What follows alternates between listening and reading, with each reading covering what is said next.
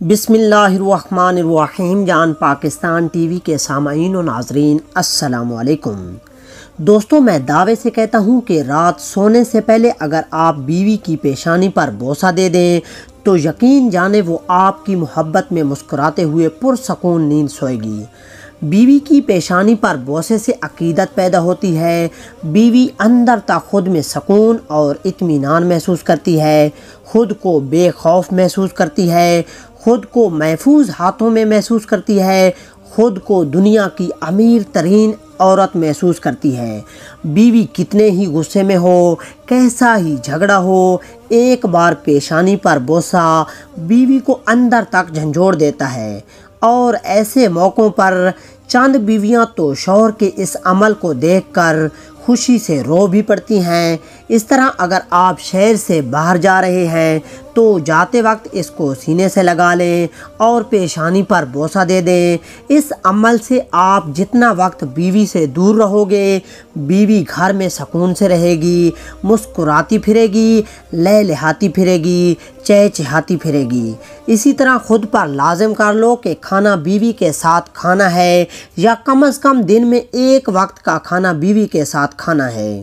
دوستو، اگر یہ عمل شروع کریں گے تو یقین جانیں ایک وقت ایسا آئے گا کہ اگر آپ کہیں مصروف ہیں تو آپ کی بیوی بھوکی سو جائے گی، لیکن آپ کے بغیر ایک نوالا پیٹ میں نہیں ڈالے گی، اور یہ میاں بیوی کے درمیان محبت کی ایک خوبصورت دلیل ہے۔ کھانا کھاتے وقت ہاتھ سے 2 نوالے بیوی کو کھلا دیں۔ یہ عمل شوہر اور بیوی کے درمیان انس پیدا کرتا ہے۔ اگر بیوی کسی بات پر ناراض ہے تو ناراضگی کو دور کرنے میں بے حد مددگار ثابت ہوتا ہے۔ یہ عمل میاں اور بیوی کے درمیان محبت کو تقویت فراہم کرتا ہے۔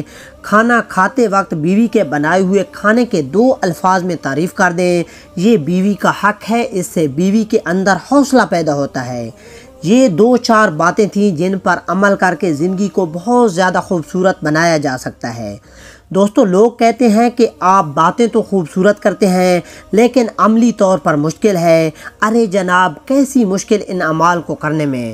نہ ہمارے پیسے لگتے ہیں، نہ ہمارا وقت ضائع ہوتا ہے، اور نہ ہی کسی قسم کی کوئی مشکل پیش آتی ہے۔ جناب، زندگی کو خوبصورت بنانا پڑتا ہے۔